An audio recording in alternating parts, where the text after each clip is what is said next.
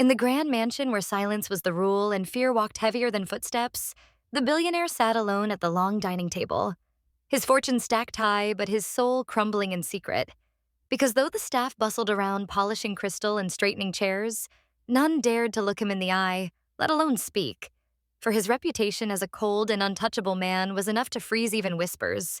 Yet behind the heavy curtains of power, he battled nights of loneliness and mornings of grief, especially after the sudden loss of his wife, whose absence no diamond could replace.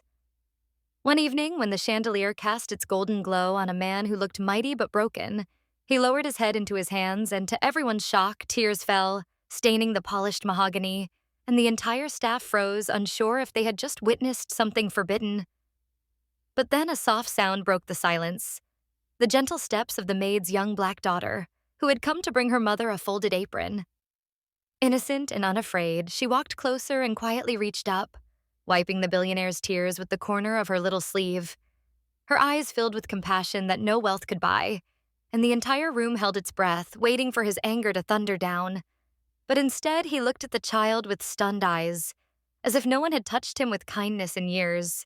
And in that fragile moment, the walls around his heart began to crack. Why is it that sometimes the purest comfort comes not from those with power, but from those society often overlooks?